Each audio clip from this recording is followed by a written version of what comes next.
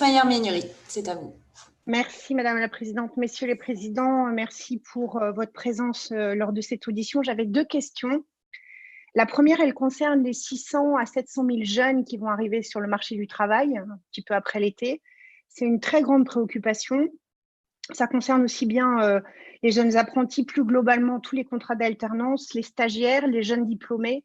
Et j'aurais souhaité connaître vos positions pour les accompagner, les aider à trouver un emploi, un stage. Quelles mesures vous comptez prendre de façon collective en lien avec le gouvernement et tous les acteurs concernés? Et ma deuxième question, c'est l'économie circulaire.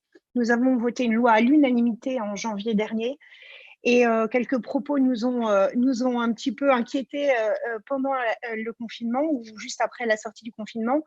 Est-ce que vous pouvez nous rassurer sur votre volonté de rentrer pleinement dans cette économie circulaire, voire de l'accélérer, et notamment sur la trajectoire de sortie des plastiques à usage unique en 2040? Merci beaucoup. Sur les 700 000 jeunes, oui, alors nous, on a 2 propositions simples. Une proposition apprentissage qui est 10 000 € par apprenti étalé sur les 2 ans pour faciliter le recrutement. Et une proposition sur les autres jeunes, enfin, donc hors apprentissage, qui est 12 mois sans charge pour le premier CDI.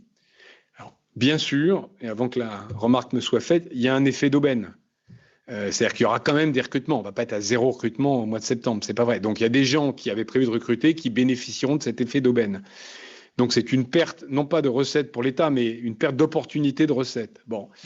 Je crois qu'il faut tenter l'expérience parce que j'ai peur, c'est difficile à dire, que le marché du travail du mois de septembre soit absolument désastreux.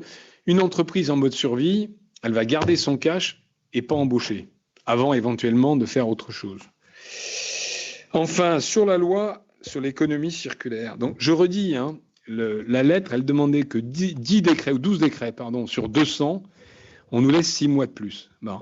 Et je vais prendre un exemple très concret. Il y a dans la loi la responsabilité élargie du producteur sur la restauration. Moi, je vous le dis maintenant, je ne pense pas que tous les restaurants, surtout qui sont passés au take-away, qui, comme vous le savez, au take-away en français, enfin bref, je pense que tout le monde comprend. Vous avez tous utilisé le take-away. C'est quand même une consommation de plastique à usage unique qui est malheureusement très forte. Bon. Je ne sais pas dans quel état sera la restauration en France le 31 décembre, mais je ne suis pas sûr qu'ils soient tous prêts. Bon. Donc, on va essayer. Mais voilà, il y a un problème de délai. Et j'ajoute quand même un point, je ne peux pas m'empêcher de dire ça, ça fera plaisir à mon épouse, mais les masques, on aurait pu pousser beaucoup plus le masque lavable que le masque à usage unique. Parce que ça ne vous a pas échappé que sur le masque à usage unique, il y a 2 petits morceaux de plastique. Et malheureusement, les Français les jettent par terre. Enfin, vous avez tous vu. Et donc, on est en train de créer...